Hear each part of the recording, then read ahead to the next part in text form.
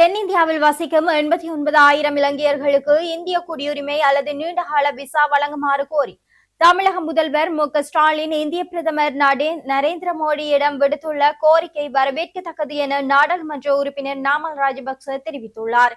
இதுகுறித்து தனது எக்ஸ் தளத்தில் பதிவிட்டுள்ள அவர் மேலும் குறிப்பிட்டுள்ளதாவது: பல தசாப்தங்களாக முகாம்களில் வசித்து வரும் ஸ்திரத்தன்மை, கௌரவம் மற்றும் பாதுகாப்பான சட்ட அந்தஸ்தை எதிர்பார்க்கும் ஆயிரக்கணக்கான இலங்கை தமிழர்களுக்கு இக்கோரிக்கை நம்பிக்கை அளிக்கின்றது.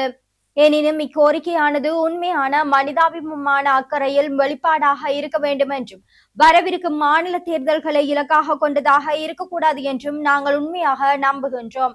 ஏனெனில் கடந்த காலங்களில் அரசியல் ரீதியாக உணர்வு பூர்வமான காலகட்டங்களில் இவ்வாறான கோரிக்கைகள் விடுக்கப்பட்டுள்ளன.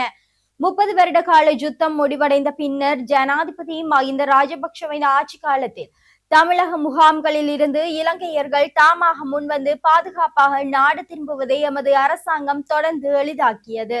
சவாலான சூழ்நிலைகளுக்கு மத்தியிலும் அவர்கள் தமது தாய் நாட்டில் கௌரவமாக தமது வாழ்க்கையை மீள கட்டியெழுப்புவதற்கு பாரிய முயற்சிகள் மேற்கொள்ளப்பட்டன. தற்போது தமிழக முகாம்களில் இருந்து நாடு திரும்ப விரும்புவோர் பல்வேறு தடைகளை எதிர்கொள்வதாக வரும் செய்திகள் கவலை அளிக்கின்றன.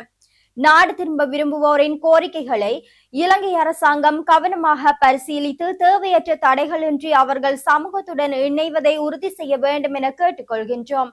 இலங்கையர்கள் இந்தியாவில் உள்ள அகதி முகாம்களில் தொடர்ந்து கஷ்டப்பட வேண்டிய அவசியம் இல்லை. அவர்கள் இலங்கைக்கு திரும்பி இங்கு உரிமையுள்ள குடிமக்களாக வாழ வேண்டும். இந்த 89,000 இலங்கையர்களும் எமது மக்கள். அவர்களின் நல்வாழ்வு, பாதுகாப்பு மற்றும் கௌரவம் ஆகியவற்றிற்கு நாமே பொறுப்பு. இந்த உணர்வு பூர்வமான மனிதாபிமான பிரச்சனையை அரசியலாக்க வேண்டாம் என இலங்கை மற்றும் இந்திய அரசாங்கங்களை, தமிழக அரசாங்கத்தையும் நாங்கள் கேட்டுக்கொள்கின்றோம்.